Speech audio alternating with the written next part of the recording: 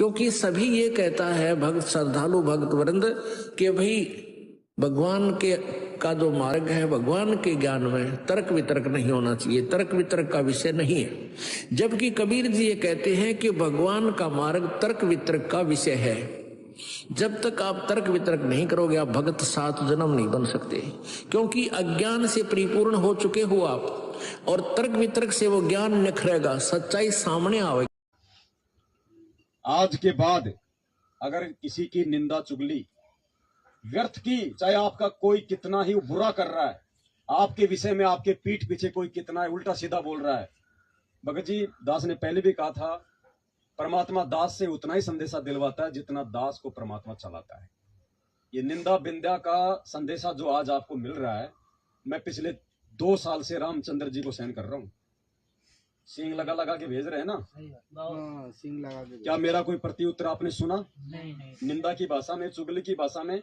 उल्टा मैंने उसको एक और मौका दिया मालिक के दया से, उसके साथ में बात करके 18 मिनट तक कि भगत जी माफ करो दास को, दास से हो सकता है गलती हो गई, दास ही दोषी है, भगत जी आप सही थे, किसी भी तरह से ये आदमी मुख्य धारा में आ जाए। लेकिन वो नहीं सुधरा ना, अब उसका ऑपरेशन मालिक के हाथ में।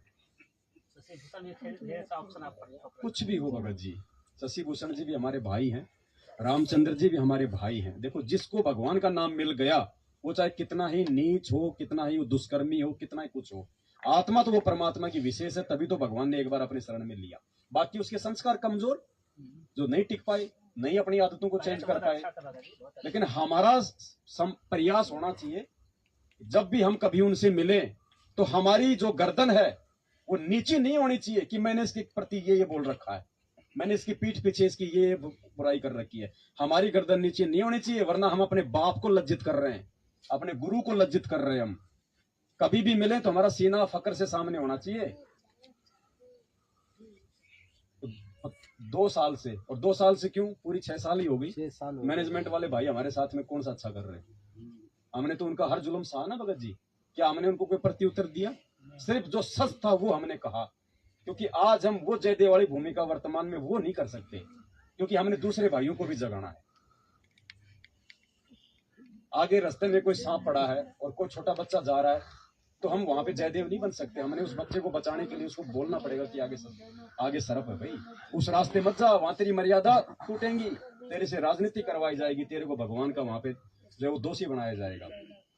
लेकिन उन्होंने मुझे मारा, उन्होंने मुझे गाली दी, उन्होंने मेरे साथ में ये बर्ताव किया, ये हमने नहीं कहा कभी भी। हमने भक्तों को समझाया कि भैया इनका साथ दोगे तो देखो मर्यादा टूटेंगी, और साथ में ये परमात्मा का सत्संग की मालिक क्या कह रहे हैं।